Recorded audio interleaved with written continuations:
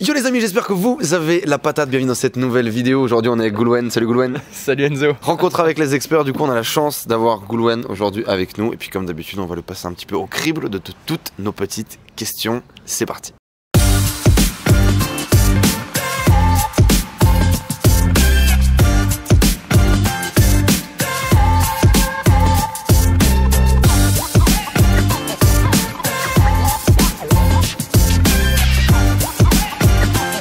Yo Goulwen, du coup en quelques mots, qui es-tu? Que fais-tu? Donc moi c'est Goulwen Tristan, 36 ans, dans l'entrepreneuriat, dans l'immobilier, avec l'acquisition de 25 appartements en 8 ans. De là j'en ai écrit un livre, comment je me suis constitué un patrimoine de plusieurs millions d'euros avec un salaire de 1750 euros aux éditions Maxima. Donc ça c'est là, pour faire court, c'est la partie immobilier. Et il y a l'autre partie sportive où en 2011 je fais mon premier Ironman de Nice. 5 ans après je fais champion du monde d'ultra triathlon. C'est un beau pitch hein. ça fait envie quand même. L'ultra triathlon c'est quoi? Vous reprenez les distances de l'Ironman, 3 km 8 de nage, 180 km de vélo, un marathon, et vous multipliez ça par 2, 3, 5, 10, 20, 30, et ça donne la discipline de l'ultra triathlon. Donc l'ultra triathlon c'est un championnat du monde où il y a plusieurs épreuves, des doubles Ironman, des triples, des quintuples, des DK, et à l'issue c'est la personne qui a le plus de points qui est champion du monde, enfin qui est vainqueur de la coupe du monde d'ultra triathlon. Et donc champion 2015, 2016 2016 ouais. 2016 d'ultra triathlon. Bon vous l'avez compris, du coup une interview avec pas mal de palmarès dans tout ça, un parcours assez diversifié. Pourquoi c'est super important pour moi cette interview? Parce que ce mec représente vraiment cette vision de la pluridisciplinarité, avec une capacité à se focus sur un truc et à exceller de ce qu'il fait. Donc je pense que ça va être très intéressant. Quand est-ce que tu as démarré ton premier projet entrepreneurial et pourquoi? Alors j'ai un problème avec les chiffres, mais je crois que c'était 2006, ouais, 2006 à 24 ans, et non pas 2004 à 26 ans, c'est 2006 à 24 ans. En fait tout simplement, j'ai réussi mon concours des pompiers de Paris en avril 2005, et à l'issue il a fallu que je me loge, donc j'ai tout simplement avec mes premiers salaires, 1519 euros par mois exactement. Problème avec les chiffres, mais tu les connais quand même hein. Plus les dates on va dire. Donc mais avec 1519 euros par mois, j'ai été voir le banquier, j'ai fait un prêt de 76 000 euros pour acheter ma résidence principale qui était un studio de 22 mètres carrés à l'époque. Donc voilà comment j'ai découvert l'immobilier par l'achat de ma résidence principale. Voilà, j'étais hésitant, prendre une location, accéder à la propriété, je m'étais jamais formé, mes parents me trouvaient un peu jeune pour investir, mais finalement c'est l'ARP qui l'a emporté. Donc voilà, j'ai acheté ma RP, mais sans d'autres idées derrière la tête, sans d'autres idées d'investir dans l'immobilier par la suite. J'avais mes RP 26 ans, donc super content quoi, voilà. Ok, voilà. Et donc du coup, la première étape entrepreneuriale on va dire, ça a été la location de cette RP juste après. Ouais voilà, j'y suis resté 1 an et demi dedans, avant qu'il y ait un projet immobilier qui commence à mûrir dans ma tête. Donc je jouais un peu comme, en fait j'ai considéré mon premier investissement immobilier comme une action boursière. Et en fait régulièrement j'allais voir les agences immobilières dans le quartier, voir si le bien que j'avais acheté, parce que je l'avais acheté, pour moi le prix était intéressant, mais je savais pas si j'avais fait une bonne affaire ou non. Donc régulièrement j'allais voir les agences immobilières, savoir si ça augmentait ou pas. Et rapidement j'ai vu mon bien monter à 85, 90, 95 000 euros. Et la première agence qui m'avait vendu mon bien en revendait 2 autres à 71 000 et 73 000 euros, un an et demi, 2 ans après à peu près. Donc en fait j'ai sauté sur l'occasion de pouvoir en acheter 2 autres dans le même immeuble, 3-4 000 euros moins cher que le premier. Et le premier pour moi c'était pour moi une bonne affaire. Et du coup c'est là où j'ai commencé à entreprendre, où j'ai commencé à trouver à faire mes premières armes et à trouver mes premières solutions justement pour continuer, pour entreprendre, parce que mon salaire, j'avais toujours mon salaire de 1519 euros chez les pompiers. Donc c'est là, comme je te l'ai montré dans le séminaire, où je me suis fait loger en chambre collective. J'ai vu que j'avais l'opportunité de me faire loger en chambre collective. Alors chambre collective, voilà, j'avais 4 mètres carrés qui m'étaient destinés à moi. C'était une chambre qui faisait 30-40 mètres carrés. On était en caserne, on n'est pas non plus dans une résidence. Hein. Non, pas une résidence, c'est caserne. Donc les amis n'ont pas le droit de venir, la famille n'a pas le droit de venir, tout ça. Donc chambre, voilà, 30-40 mètres carrés que je partageais à 6-7. J'avais 4 mètres carrés d'intimité, d'intimité entre guillemets. Et ça m'a permis de mettre en location mon premier bien. Et voilà, donc je suis sorti pour la première fois, en tout cas via l'entrepreneuriat, de ma zone de confort, justement pour commencer à mettre en place un projet. Donc j'ai 26-27 ans, donc j'avais 3 appartements, mais sans vouloir en acheter plus, encore une fois. J'en avais 3, je me suis dit, waouh, 3, c'est magnifique. Tu t'es dit, tiens, le premier, il a gagné 10 000 ou 15 000 euros. Ouais, voilà. x3, ça fait 45 000, ce qui est beau, quoi. Voilà, donc, et sans vision. 3 appartements, alors que la plupart de mes amis étaient encore locataires ou habitaient encore chez leurs parents. Moi, 3 appartements, j'ai fait, waouh, c'est un truc de ouf. Pourquoi t'as fait ça, du coup? T'as beaucoup de mecs qui entreprennent prennent, je sais pas, pour la liberté, parce qu'ils ont envie de bâtir un empire. C'était quoi ta raison, toi? J'avais pas forcément de raison, je pense que j'avais la possibilité, l'opportunité, la vie me donnait l'opportunité, la possibilité de pouvoir faire des prêts bancaires, de pouvoir investir, donc j'investissais, et je pense que c'était pour ma retraite. Je pensais même pas à l'indépendance financière, parce que comme je me formais pas, moi, l'indépendance financière, l'indépendance géographique, j'en avais jamais entendu parler, donc c'était absolument pas pour devenir indépendant financièrement, Okay. C'était plus pour avoir un complément de revenus dans 10 ans, 15 ans, 20 ans, Okay. et me constituer un patrimoine, et voilà, c'est tout. Donc, ta première expérience, elle a été faite comme ça, génial. Ouais. Avec le recul aujourd'hui, si tu devais définir un espèce de processus de la réussite, tu vois, la formule magique qui marcherait à tous les coups, ça serait quoi les 3-4 étapes que tu réaliserais systématiquement quand tu lances un nouveau projet? Alors une formule magique, il existe une formule magique, ça faut le savoir. Ah ouais? La formule magique déjà c'est le bon sens, c'est votre attitude, c'est l'état d'esprit. Ouais. C'est tout simplement vous former, voilà, vous former, couper un peu les médias, couper tout ça et vous dire que tout est possible. En tout cas, tout ce qui vous anime, c'est possible. On va rester dans l'immobilier, dans l'entrepreneuriat. Demain, que vous soyez au chômage, en intérim, au SMIC, enfin peu importe, on s'en fout de votre situation en fait. C'est possible d'investir. Après, si vraiment vous avez des difficultés, bon, à vous de voir quelle solution vous pouvez trouver pour justement investir. Voilà, si vous êtes au chômage, on peut peut-être trouver un CDI. Encore que j'ai tellement côtoyé de personnes qui étaient au chômage et qui ont réussi à investir. Mais bon, on va pas aller dans l'extrême non plus, sinon je vais vous perdre. On va dire une personne qui est au SMIC, qui gagne 1200, 1300 euros par mois, si elle veut demain s'acheter 5 appartements, elle s'achètera 5 appartements et avec une facilité déconcertante. Comment avoir cette facilité déconcertante? Ça va être se former tout simplement. Okay. Alors elle va pas s'acheter 5 F4, elle va pouvoir s'acheter des petits studios ou des trucs à retaper, mais elle pourra investir si elle veut. Donc la formule magique, c'est déjà, comme je l'expliquais, c'est prendre conscience que c'est possible et que ça existe. Étape 1, ça existe, c'est possible. Voilà, et pour le savoir, faut s'entourer des bonnes personnes, il faut avoir l'ouverture d'esprit nécessaire qui vont t'amener vers des personnes qui ont déjà réalisé le projet que tu veux réaliser ou te former à des événements qui vont te dire que oui, c'est possible ou que oui, ça existe. Comme je le disais à l'événement auquel on participe, si moi j'ai pas commencé par des immeubles de rapport et que j'ai fait que du studio parce que j'ignorais que je pouvais investir dans des immeubles de rapport, je savais pas que ça existait. Donc j'aurais pu avoir toutes les connaissances du monde, toute la volonté du monde, j'aurais jamais investi dans les immeubles de rapport pour commencer parce que je savais pas que ça existait. Pour moi, l'image que j'avais d'un immeuble, c'était limite Montparnasse quoi.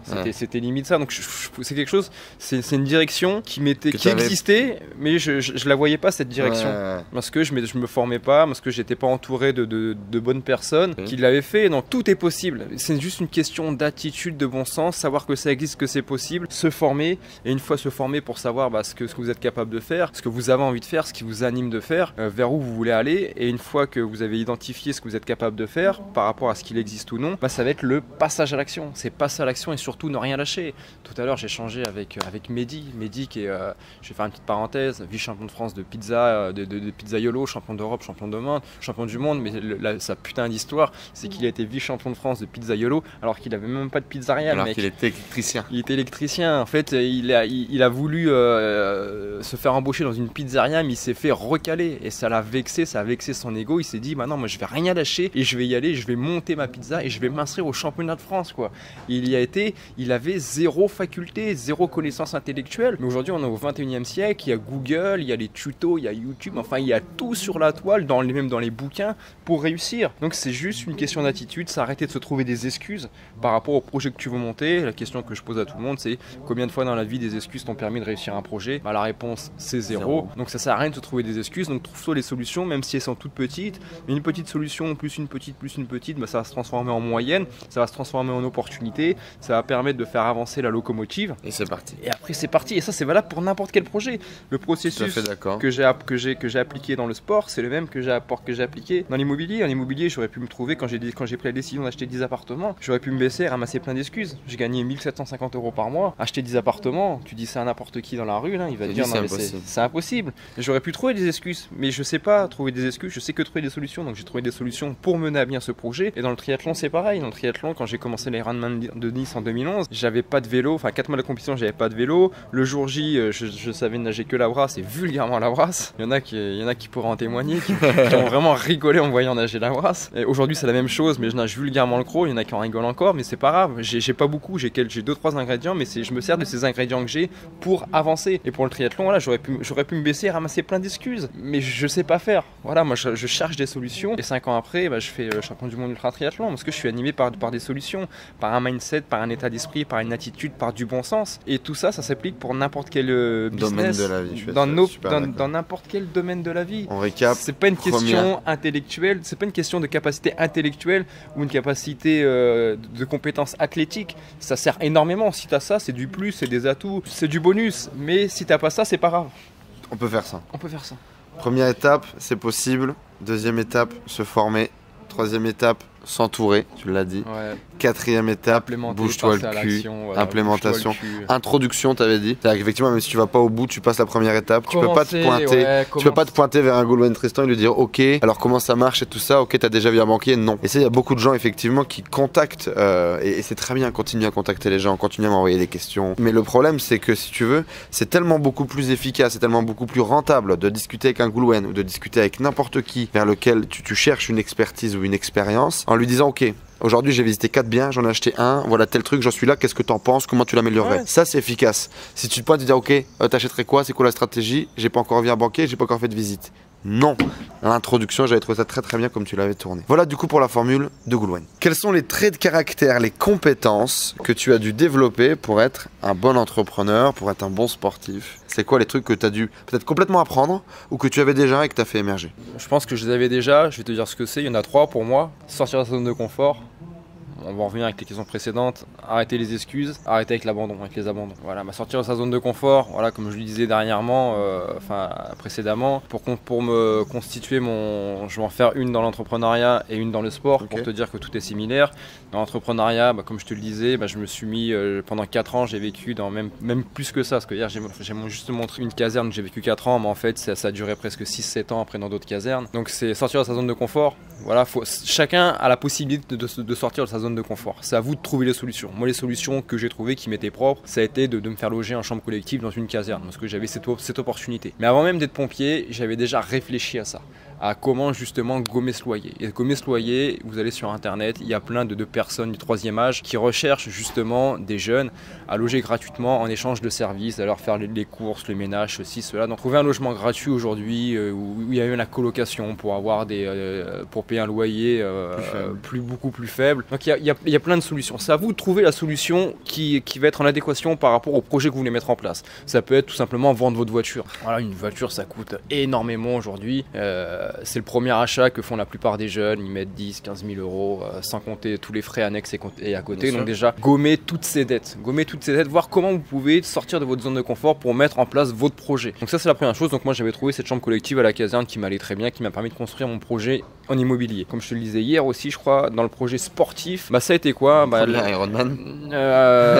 Premier Ironman, c'est vraiment pour le championnat du monde ultra triathlon. J'ai dû vraiment sortir de ma zone de confort pour vraiment augmenter mon niveau, mon level en sport. Okay. Et ça a été quoi? Moi je suis quelqu'un, je me connais par cœur. Je connais mes qualités, mes défauts, et je connais surtout mes défauts. Et c'est un peu paradoxal pour quelqu'un qui veut être champion du monde ultra triathlon de pas aimer le vélo et de pas aimer la natation. Mais ça je le savais quoi. Donc je me suis pas menti et justement j'ai essayé de trouver des solutions par rapport à ça. Et en fait le destin est venu un peu m'aider. C'est que j'avais une vieille Clio et cette voiture elle est tombée en rade. Et là c'est la grande panique parce que voilà, la voiture je m'en servais régulièrement pour aller voir mes locataires, pour faire mes courses, pour aller voir les amis, pour faire mes petites tâches quotidiennes. Et là je me mets de suite, je me mets en mode automatique et je fais ce que ferait n'importe quel être humain. Il râle et il cherche notre voiture à acheter.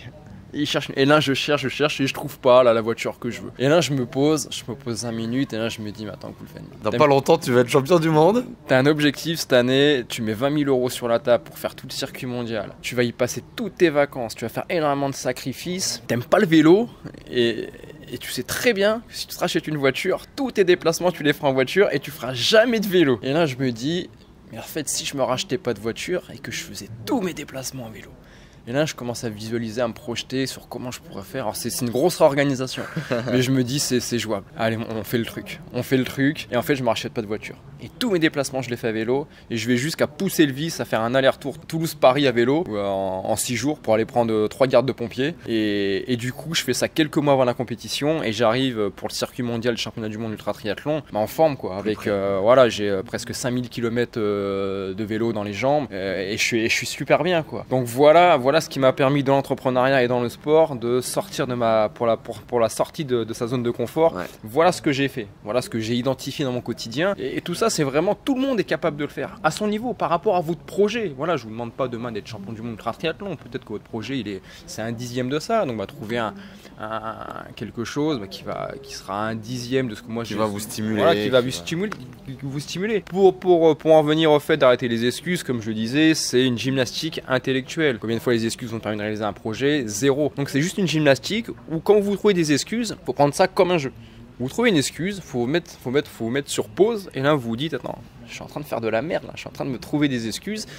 Qu'est-ce que je pourrais trouver comme solution à la place pour me faire justement avancer? Alors peut-être que la solution elle va venir de suite, peut-être que ça va vous prendre un jour, une semaine, un mois, tout dépend la difficulté que vous rencontrez, tout dépend le projet que vous voulez mettre sur place, mais c'est pas grave. Voilà, commencez à entraîner votre cerveau à trouver des solutions et c'est juste une gymnastique intellectuelle. Ouais, et à force de le faire, ouais, c'est reprogrammer votre cerveau, c'est faire un switch. Et aujourd'hui, franchement, je suis fier de dire ça, c'est qu'aujourd'hui, je suis incapable de trouver une excuse. Quoi. Demain, tu me demandes de trouver une excuse demain. Je vais devoir réfléchir cette excuse. Et ça va même me saouler de réfléchir à ça, parce que je l'ai tellement éduqué mon cerveau à trouver des solutions. Et les solutions, plus vous l'entraînez votre cerveau, plus ça devient facile. Plus c'est facile. Et la troisième chose, c'est l'abandon. On en revient toujours au système psychologique, à la partie neurosciences, cerveau et compagnie. Si demain t'abandonnes un projet, t'arrêtes un projet, il faut comprendre pourquoi tu vas arrêter, il faut comprendre les conséquences d'abandonner un projet. Si t'abandonnes un projet, directement, c'est pour revenir dans une zone de confort. C'est pour revenir dans ce que t'aimes, dans ce qui est bien, dans ce qui était cool avant, enlever tous les soucis que ce projet pouvait t'apporter. Donc tu reviens dans ta zone de confort. La zone de confort, c'est cool. Et par contre, si demain tu te remotives à faire un deuxième projet et que tu retrouves de nouvelles galères, ton cerveau il va te dire quoi? Il va te dire, hé bonhomme, là, rappelle-toi la dernière fois. Fais comme d'hab. C'était en étant en galère, t'avais un stress pas possible, on n'y arrivait pas, on a tout arrêté, on est revenu dans notre zone de confort, chez nous dans le canapé, à regarder la télé, on était bien, plus de stress, plus de papier, plus de problèmes, plus de coups de téléphone. Qu'est-ce que c'était kiffant quoi. Et là tu vas te mettre à réfléchir, tu vas te dire ouais c'est vrai. Et tu vas être tenté pour repartir. Donc voilà, pour récapituler, savoir sortir de sa zone de confort par rapport au projet qu'on va mettre en place. Les excuses, faut les bannir. Je veux plus entendre parler. Et l'abandon, ça veut pas dire l'abandon, ça peut vouloir dire aussi savoir réorienter ses voiles. Faut pas faire n'importe quoi. Si vous vous trouvez dans un bateau qui coule, ça sert à rien d'essayer de le vider avec des seaux d'eau. Voilà, le bateau, faut le quitter pour aller sur un autre bateau. Apprendre à célébrer les petites victoires aussi, j'aime bien par rapport à l'abandon. Voilà. Savoir un peu trouver Justement, on a souvent ce truc où on se met un énorme objectif et puis on rampe jusqu'à y arriver alors que tu te rends pas compte que sur tout le long du process, tout le long du chemin, putain c'était beau quoi. Ah ouais bien sûr, célébrer les victoires. Est-ce qu'aujourd'hui en tant qu'entrepreneur tu gagnes bien ta vie? Alors pas encore, là je suis en plein développement. Disons que moi tout, comme je te le disais au début, tous les investissements que j'ai fait, moi au début c'est vraiment du long terme. C'était du 10, 15 ans, 20 ans, c'est une stratégie que j'ai pas forcément revue. Voilà, pour l'instant j'ai encore des crédits qui courent, j'ai un certain cash flow que je dégage. Ça te dégage un salaire tous les mois quand même? Ouais, voilà, tout à fait. J'ai fait aussi quelques ventes qui m'ont permis de dégager une plus-value. Donc il y a ça, et là je suis plus dans la partie infoprenariale. Business en ligne. Voilà, business en ligne, mais là je suis encore dans une période où j'ai tout à apprendre. L'interview tu me l'aurais fait il y a quelques semaines, on aurait pu parler chiffres par rapport au lancement que je vais faire de ma prochaine formation, investisseur IMO Pro, où je me lance aussi dans beaucoup d'affiliations. Voilà, de personnes qui vendent des produits en lesquels j'ai entièrement confiance, des gens que j'ai appris à connaître. Donc là je suis en plein dans la partie, là je rentre vraiment dans la partie marketing, où là j'ai vraiment pouvoir m'amuser, activer certains leviers, mettre en pratique tout ce que j'ai pu apprendre dans le marketing. Donc pour l'instant j'en suis à ce stade où je vis de l'immobilier, l'infoprenariat, ça émerge, ça va décoller prochainement et ça va bien décoller. Et voilà pour l'instant où j'en suis. Mais grosso modo, si on devait faire un comparatif, tu vois, si tu avais pris un job dans une grande boîte, est-ce que tu gagnerais plus ou moins bien ta vie, tu vois? Non, si on veut faire un comparatif, il n'y a pas de comparatif entre le business internet, entre la puissance d'internet et le salariat. Ouais, même de l'immobilier, tu vois. Si, tu vois l'infoprenariat, ça fait 2 ans que je m'y intéresse, où j'ai rencontré énormément d'infopreneurs. Tu vois, pendant 11 ans, j'étais pompier de Paris. Pendant 11 ans, j'ai gagné une moyenne de 1750 €. Mais pendant 11 ans, je me suis satisfait de ça, quoi. J'ai jamais cherché à gagner plus parce que j'étais heureux de ces 1750 1750 € parce que j'ai pas eu connaissance du business internet, de la puissance d'internet, de ce qui se faisait à l'extérieur. Aujourd'hui, tu vois, je me demande mais comment j'ai pu faire pour gagner que 1750 €. Aujourd'hui, voilà, si je devais comparer mon salaire de pompier ou à 1750 €, j'étais heureux. Dans l'infoprenariat, je pense que je serais heureux à partir de 15-20 000 € par mois. Okay. Voilà, pour moi, gagner moins de 10 000 € dans l'infoprenariat, c'est que tu n'as pas encore fait tes armes. Pour moi, c'est gagner moins de 10 000 € dans l'infoprenariat, c'est le smicard, quoi. Pour moi, tu fais partie du smicard de l'infoprenariat, quoi. Il y a tellement à faire, Internet c'est tellement puissant, il y a tellement de leviers marketing à activer que non, moins de 10 000 €, demain tu me dis... Tu ne seras pas satisfait si tu fais moins demain tu me dis 10 000 € d'infoprenariat, je signe pas, quoi. D'accord, ok, pas du cool. tout. C'est intéressant. Tu parlais il y a 2 minutes du coup d'être heureux justement, donc c'est cool parce que c'est la prochaine question. On a souvent tendance à corréler l'argent et le bonheur. Est-ce que tu es heureux aujourd'hui? Ah ouais, complètement, ouais. Ouais, complètement heureux de toutes les galères que j'ai rencontrées, heureux de cette vie. T'as quand même un patrimoine aujourd'hui qui est estimé à combien? Plusieurs millions d'euros si je dis pas de bêtises. Ouais, c'est ça, ouais, c'est ça. Ouais. Même si ça paye pas à l'instant T, ouais, bien sûr, ça paiera demain. Voilà, ça paiera demain. Non, heureux même s'il y a beaucoup de stress, il y a beaucoup de problèmes, parce que après, moi, je me dis, je pars à droite, à gauche, mais heureux de tous ces ascenseurs émotionnels, que ce soit financier, que ce soit de stress, que ce soit, enfin, voilà, pour l'instant, il y a beaucoup de choses à construire, mais c'est passionnant, quoi. C'est passionnant. Tu rencontres, ce qui est bien, c'est le partage humain, c'est de rencontrer des entrepreneurs, des infopreneurs, de partager nos réussites, nos galères, c'est surtout de voir des gens qui sont, moi, ce que je kiffe dans ce métier, bah, c'est comme Mehdi que j'ai rencontré tout à l'heure, c'est des mecs qui partent de nulle part, c'est des mecs, des imposteurs comme moi j'appelle ça, moi. Des mecs, ils arrivent, ils y connaissent rien et ils défoncent les meilleurs. Et c'est ça c'est la magie de ce que l'être humain peut faire, de ce que la vie nous donne la possibilité de faire. Et c'est un peu ce que tu expérimentes. Ouais, voilà, moi ce que j'adore, c'est vraiment aller. Bon, je suis toujours animé par la passion, mais j'aime bien aller sur le terrain, aller voir sur le terrain des meilleurs, quoi, ou d'aller sur des disciplines qui me sont pas propres à moi et d'aller faire aussi bien que les meilleurs, quoi. Le triathlon, c'est ce qui m'a animé aussi, c'est d'aller côtoyer les meilleurs et de leur montrer, je suis là, quoi, je suis dans le game et je suis présent. Voilà, je suis présent, quoi. Ok, je sais pas nager, j'ai pas de vélo, mais je suis présent. Mais on va le faire. Que dirais-tu au Goulwen d'il y a 10 ans? Si tu pouvais prendre la voiture de Doc et Marty et retourner dans le passé, qu'est-ce que tu te dirais? Qu'il faut qu'ils se forment davantage et plus rapidement. Ouais. Au début, je me suis pas du tout formé. Après, quand j'ai commencé, c'était en 2006. Il y avait pas, Internet n'avait pas explosé. Enfin, en tout cas, les formations, l'infoprenariat n'avait pas explosé comme ça a explosé ces dernières années. Donc, j'ai pas cherché non plus. Hein. J'ai pas forcément cherché. T'étais pas encore conscient que c'était possible. J'étais pas du tout conscient que ce chemin existait. Je travaillais énormément. J'étais animé par mon métier de pompier, mais je savais que je voulais chercher aussi autre chose. C'est pour ça que rapidement, j'ai découvert l'entrepreneuriat, l'investissement immobilier, parce que je sais que mon focus s'est rapidement mis. Je savais qu'il y avait autre chose. Il y avait autre chose qui m'était possible.